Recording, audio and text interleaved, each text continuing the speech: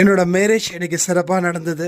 என்னோடய மேரேஜை பற்றியும் உங்ககிட்ட மன்னிப்பு கேட்குறத பற்றியும் தான் இது பதிவு. ஸோ மறக்காமல் கேளுங்க. ஸோ எல்லாருக்காகவும் நான் பிரார்த்தனை பண்ணிக்கிறேன்.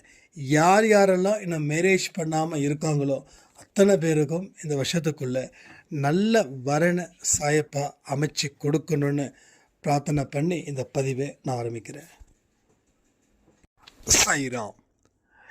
என் உயிரின் உயிரானவர்களே, எல்லோருக்கும் மிக மிக நன்றிகளை நான் தெரிவிச்சுக்க விரும்புகிறேன். கடவுளுடைய சம்மதத்தின்படியே என்னோட வாழ்க்கை அமையுது. ஒவ்வொரு நாளும் கடவுள் எனக்கு என்ன சொல்கிறாரோ அதை நான் சிறப்பாக செய்து முடிக்கிறேன்ற நம்பிக்கையில் தான் என்னோட வாழ்க்கை இருக்குது. இன்னைக்கு என்னுடைய திருமணம் உங்களுடைய ஆசீர்வாதத்தால் நல்லபடியாக இன்று காலை நடந்தது.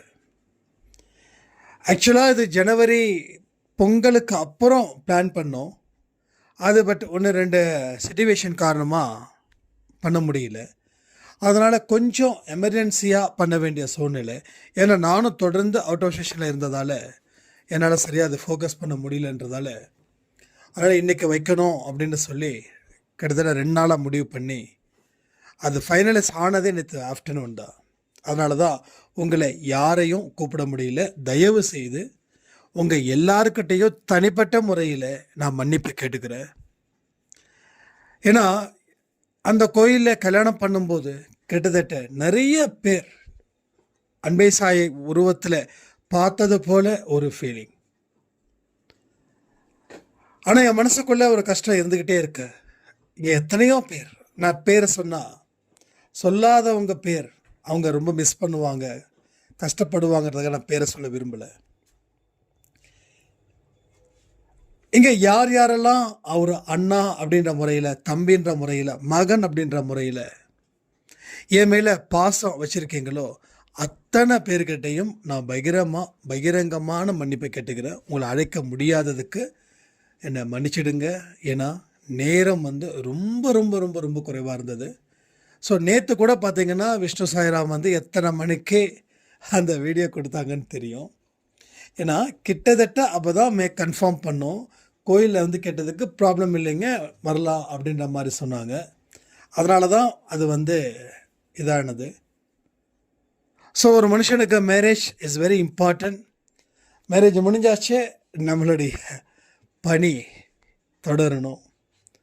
ஸோ எல்லாமே வாழ்க்கையில் ஈஸியாக எடுத்துக்கணும், எல்லாத்தையும் ஈஸியாக கடந்து போகணும். நமக்கு சந்தோஷமும் துக்கமும் ஒரே மாதிரியான மனநிலையில் தான் நாம் வச்சுருக்கோம். ஏன்னா அன்பை சாயில் என்ன சொல்கிறோமோ தனிப்பட்ட முறையிலையும் அதுதான் எனக்கு பொருந்தும். அதனால் நம்ம வீட்டில் கூட கேட்டாங்க, டே கல்யாணம் ஆகிடுச்சு, இனி பொறுப்பாக இருந்துக்கோ அப்படின்னாங்க. நான் ஒன்று தான் சொன்னேன், ஆனாலும் ஆகாட்டியும் நான் எப்படி இருப்பேனோ அப்படி தான் இருப்பேன். ஏன்னா எல்லாரையும் மனுஷனாக மதிக்கணும். அது கட்டின மனைவியாக இருந்தாலும் சரி, இல்லை ஹை அஃபிஷியலில் இருக்கக்கூடிய ஆஃபீஸராக இருந்தாலும் சரி, இல்லை எதுவுமே எந்த பவரும் இல்லாத சாதாரணமான மனுஷனாக இருந்தாலும் சரி, நாம் பார்க்குறது ஒரு ஆன்மா. அந்த ஆன்மாவை காயப்படுத்தக்கூடாது, அவ்வளோதான். பட் அதுக்காக நம்ம வேலை எந்த காரணத்தை கொண்டு யாருக்காகவும் நிறுத்தவும் கூடாது அப்படின்னு சொல்லியிருந்தேன். ஸோ அதனால் எனக்கு இங்கே சில பேருக்கு ஒரு சில இதெல்லாம் இருக்குது. இவர் கல்யாணம் பண்ணிட்டாருன்னா நம்ம மேலே அன்பை வைக்காமல் போயிடுவாங்களோ அப்படின்னு தனிப்பட்ட முறையில் எனக்கு நிறைய மெசேஜஸ், அண்ணா மேரேஜ் ஆகிடுச்சே மறந்துடாதீங்க அப்படின்னு. இங்கே ஒன்று சொல்கிறேன், ஹார்ட்டு சத்தம் இருந்தால் தான் ஒரு மனுஷன் உயிர் வாழ முடியும். ஹார்ட் பீட் நின்றுடுச்சுன்னா அவனால் உயிர் வாழ முடியாது. ஸோ என்னோடய ஹார்ட் பீட்டாக நீங்கள் இருக்கீங்க. ஸோ வழக்கம் போல் எப்பையும் போல தான் நான் இருப்பேன், ஓகேங்களா? ஏன்னா இது என்னுடைய மிகப்பெரிய கடமை. இது இந்த அன்பை சாய் குடும்பம் அப்படின்றது என்னோட உயிர் மூச்சு. இது ஸோ இந்த இடத்துல என்னோட முதல் கண்ணே நீங்கள் தான். நீங்கள் மட்டும்தான்.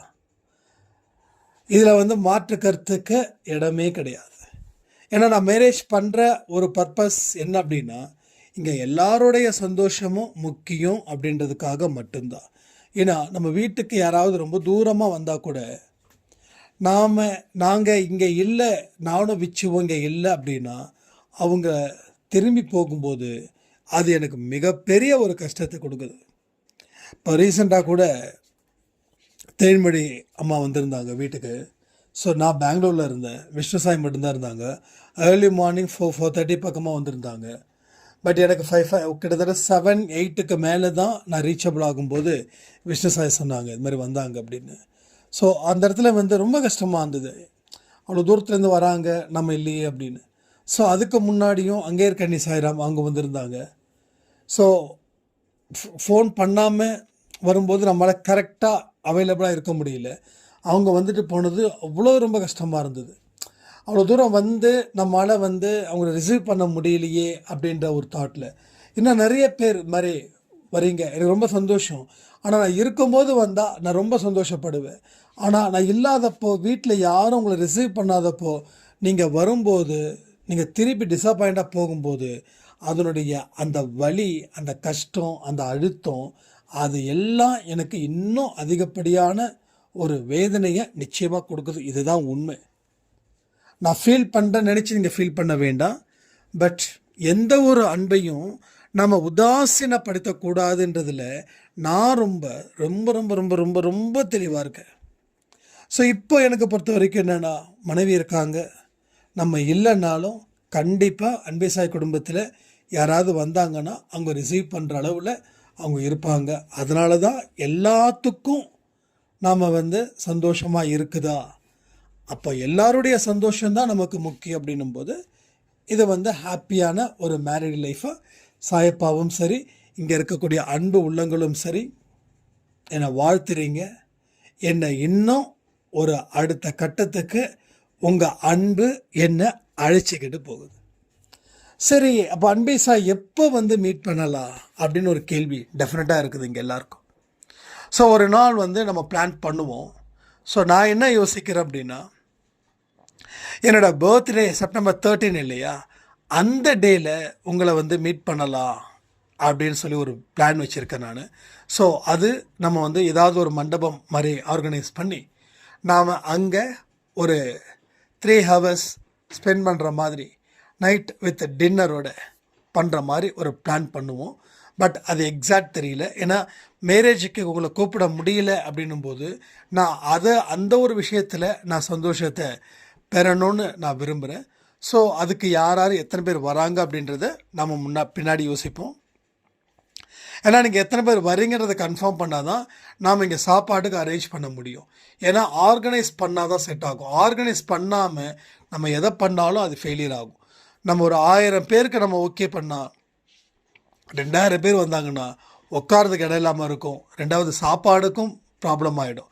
அதனால் பர்ஃபெக்டான பிளானில் யார் யார் வராங்களோ அவங்க வந்து ரிஜிஸ்டர் பண்ணணும் அப்படின்ற ஒரு டைப்பில் வந்து நம்ம எடுத்துகிட்டு போகலாம். ஏன்னா அப்போ தான் அது வந்து கரெக்டாக நம்மளால் ஆர்கனைஸ் பண்ண முடியும். ஓகேங்களா? அது நம்ம பின்னாடி யோசிக்கலாம். ஏன்னா அதுக்கு டைம் இருக்குது. கடவுளோட விருப்பம் என்னவோ அது நம்ம செய்வோம். ஸோ அதில் யாருக்காவது வருத்தம் இருந்துச்சுன்னா தயவு செய்து கமெண்ட் பண்ணுங்கள், ஆமாம் எனக்கு வருத்தம் இருக்குதுன்னு. ஏன்னா மனசில் கோவத்தை வச்சுக்க வேண்டாம், கோவத்தை வெளிப்படுத்திடுங்க. நான் நிச்சயமாக வந்து உங்ககிட்ட தனிப்பட்ட முறைகளையும் நான் வந்து மன்னிப்பு கேட்குறேன். ஏன்னா இது ஒரு பெரிய குடும்பம் இல்லையா? இப்போ வந்து நம்ம எதிர்பார்த்து நம்ம சந்தோஷத்துக்கு வந்து மேரேஜ் ஆச்சு நம்ம போய் நிற்கணும் அப்படின்னு சொல்லி ஏற்கனவே ஒரு 2021 வந்து மேரேஜ் பண்ணுற மாதிரி பிளான் வச்சுருந்தோம். பட் அது அன்ஃபார்ச்சுனேட்டாக வந்து கொஞ்சம் கேன்சல் ஆகிடுச்சு. ஸோ அப்போவே எல்லாருமே பிளான் பண்ணாங்க, ஒரு 5 days ஒரு 10 days முன்னாடி நாங்கள் வந்து ரெடி பண்ணணும், செய்யணும், போகணும், வரணும் அப்படின்னு சொல்லி. ஏன்னா நான் நேற்று நைட்டு வரைக்குமே நான் வந்து ஸ்டேஷன்லே இல்லை, அதாவது கோயம்புத்தூர்லேயே இல்லை. நான் வந்ததே கிட்டத்தட்ட 12 மணிக்கு வந்தேன். அப்புறம் 4-5 மணிக்கு வந்து மண்டபத்து கோயிலுக்கு போயிட்டு ரொம்ப சிம்பிளாக அதிகபட்சம் ஒரு 20 பேர் மட்டும்தான், வேறு யாருமே இல்லை. சொந்தன்றது கூட யாருமே இல்லை. இங்கே பக்கத்து அக்கத்து அவ்வளோதான், வேறு எந்த சொந்தக்காரங்களையும் கூப்பிடவும் முடியல. ஏன்னா இது என்னோடது எல்லாமே கொஞ்சம் வேகமாக தான் போகும். நீங்கள் நினைக்கிற மாதிரி ப்ரீ பிளான்ட்லாம் கிடையாது. எல்லாம் வேகம், அடுத்தது என்ன அப்படின்ற மாதிரி போயிட்டே இருக்கும். அதனால தான் இது வந்து ஒரு ப்ரீ பிளான்ட் பண்ண முடியல. நான் பேச சொன்னேன் விஷ்ணு சாய்கிட்ட, நீ மேரேஜே கரெக்டாக பிளான் பண்ணணும், எக்ஸாக்டாக பிளான் பண்ணணும், ஒருத்தவங்கள கூட விடக்கூடாது அப்படின்னு. பட் நம்ம என்ன நினச்சோன்னா, சரி ஓகே மார்ச்சில் வந்து பிளான் வச்சுருந்தோம் மேரேஜ் பண்ணலாம் அப்படின்னு. மார்ச் ஒரு 28 அந்த மாதிரி வந்து ஃபிக்ஸ் பண்ணலாம். ஏன்னா ஒரு மாதமாக டைம் வேணும். நம்ம அன்பே சாய் குடும்பத்தில் வந்து இன்விடேஷன் கொடுத்து பண்ணுற மாதிரி பிளான் வைக்கலாம் அப்படின்னு. பட் வந்து இங்கே கொஞ்சம் சில நெருக்கடி, சில வெளியில் சொல்ல முடியாத விஷயங்களாக இருக்கிறதால முடிக்க வேண்டிய நேரம் வந்துருச்சு. ஸோ எல்லாமே அவருடைய விருப்பத்தின்படி தான் இங்கே நடக்குதே தவிர என்னுடைய விருப்பத்தின்படி இங்கே எதுவுமே இல்லை. அதனால் நீங்கள் கோவப்படுறதா இருந்தால் ஒரே ஒரு விஷயத்த சொல்கிறேன், அவர்கிட்ட கோவப்படுங்க, என்னை விட்டுருங்க. ஏன்னா நீங்கள் எப்படி இருக்கீங்களோ அதே மனநிலையில் நான் அப்படி இருக்கேன். என்ன நீங்கள் நான் வந்து மாப்பிள்ளை அப்படின்ற ஒரு இடத்துல ஒரு 4 மணி நேரத்துக்கு இருந்தேன், அவ்வளோதான். Just 4 hours. அந்த தோளில் மாலை இருக்கிற வரைக்கும் மாப்பிள்ளை. அதுக்கப்புறம் மாப்பிள்ளை கணக்கு முடிஞ்சிடுச்சு. நார்மலாக அன்பே சாய் சந்தோஷோட கணக்கு ஆரம்பமாயிடுச்சு, அவ்வளோதான். சரிங்களா? அதனால் யாரும் எந்த விதமான வருத்தமும் பட வேண்டாம். பட் யாராவது நம்ம வீட்டுக்கு வரணும் அப்படின்னு நினச்சிங்கன்னா தயவு செய்து முன்கூட்டியே கொஞ்சம் எனக்கு இன்ஃபார்ம் பண்ணுங்கள். ஏன்னா வாட்ஸ்அப்பில் வந்து ரெகுலராக விஷ்ணு சாய்ராமோ இல்லை காயத்ரியோ தான் இந்த நம்பர் யூஸ் பண்ணுவாங்க, அந்த அன்பே சாய் வாட்ஸ்அப் நம்பர். அதனால் அவங்க வந்து நிச்சயமாக வந்து எனக்கு இன்ஃபார்ம் பண்ணுவாங்க. ஸோ அதனால் நீங்கள் என்ன பிரார்த்தனை வச்சாலும் எது பண்ணாலும் சரி, ரெஸ்பான்ஸ் உங்களுக்கு டெஃபினட்டாக இன்னும் சில நாட்களில் ஸ்டார்ட் ஆகிடும். ஏன்னா ஒரு புதுசாக ஒருத்தவங்க வராங்க அப்படின்னும்போது அதுக்கு உண்டான ஒரு சில விஷயங்கள்லாம் நடக்கும் இல்லையா? அதனால் ஒரு 10 டேஸ்க்கு அப்புறம் எல்லாமே உங்களுக்கு ப்ராப்பர் ஆகிடும். அதை பற்றி நீங்கள் ஃபீல் பண்ணவோ ஒரி பண்ணவோ வேண்டாம். நாம் வாழ்க்கையில் சரியான முறையில் இருக்கணும், சந்தோஷமான மனநிலையில் இருக்கணும். கடவுள் நம்மளை பார்த்து பொறாமப்படுற அளவுக்கு நாம் அன்பானவர்களாக இருக்கணும். அதுக்காக கடவுள் பொறாமப்படுவார்னா அப்படி சொல்ல வரல, சொல்லுற கடவுளே வியக்கும் அளவிற்கு அன்பே சாய் குடும்பத்தில் இருக்கிறவங்க யாருக்காகவும் எங்கேயும் யாரையும் விட்டு கொடுக்கக்கூடாது. ஓகேங்களா? யாரையும் இன்னைக்கு வரைக்கும் நான் தான் சொல்கிறேன், இந்த செகண்ட் வரைக்கும், இந்த நொடி வரைக்கும் அன்பே சாய் குடும்பத்தில் இருக்கிற யாரையும் எப்பையும் எங்கேயும் நான் யாருக்கிட்டையும், ஏன் சாயப்பா கிட்ட கூட விட்டு கொடுக்க மாட்டேன். ஏன்னா எனக்கு சாயப்பா கொடுத்த சொந்தம் நீங்கள், சாயப்பா கொடுத்த சொந்தம் நீங்கள், சாயப்பாவோட மறு உருவமாக தான் நீங்கள் எல்லாருமே என்கிட்ட இருக்கீங்க, நானும் உங்ககிட்ட இருக்கேன். ஸோ இந்த சொந்தம், இந்த பந்தம் அப்படின்றது இது யாராலையும் பிரிக்கவே முடியாது. அவ்வளவு பெரிய ஒரு ஸ்ட்ராங்கான ஒரு நல்ல ஃபவுண்டேஷனை ஏற்படுத்தியிருக்கக்கூடியது தான் இந்த அன்பே சாய் குடும்பம். அதனால் இது என்னைக்காக இருந்தாலும் நிலைச்சி நிற்கணும். இங்கே ஒவ்வொருத்தவங்களும் ஒவ்வொரு தூண்கள் தான். இங்கே ஒரு தூண் வந்து விலகுனா கூட அஸ்திவாரம் வீக் ஆகிடும். நல்லா புரிஞ்சுக்கோங்க, ஒரு தூண் விலகுனா கூட அஸ்திவாரம் வீக் ஆகிடும். அதனால் அதை நல்லா ஸ்ட்ராங் பண்ணணும். ஸோ என்னோடய மேரேஜ் விஷயத்தை எல்லாத்தையும் தெளிவாக சொல்லிட்டேன். ஸோ இப்போ விஷயத்துக்கு வர அன்னதானம் யார் யார் கொடுக்காமல் இருக்கீங்களோ அவங்க தயவு செய்து கொடுங்க. இது வரைக்கும் நாளே நம்ம வந்து செம்ம ஹாட்ரிக் அடிச்சிருக்கோம்னு நினைக்கிறேன். ஐ திங்க் 48 பேரோ 52 பேரோன்னு நினைக்கிறேன் ஈஸ்வரி சாய் வந்து சொன்னது. அதே மாதிரி இன்னொரு விஷயம் அதையும் நான் சொல்லிடுறேன்.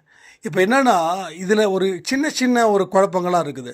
இல்லை மேரேஜ் போகிறாருன்றது வந்து அவங்களுக்கு தெரியாமல் இருக்காது, அவங்க கூட சொல்லலை, இவங்க கூட சொல்லலை, உங்களுக்கு மட்டும்தான் அண்ணன் சொல்லுவாரா, உங்களுக்கு மட்டும்தான் தம்பி சொல்லுவாரா, ஏன் எங்களுக்கு சொல்லக்கூடாதா அப்படின்னு யாராவது கேட்டிங்கன்னா ஒரே ஒரு விஷயம், யாருக்கும் எதுவும் தெரியாது. ஏன்னா எனக்கே தெரியாது எனக்கு மேரேஜ்னு. இதான் உண்மை, இதுதான் சாய்ப்பா மேலே சத்தியம்.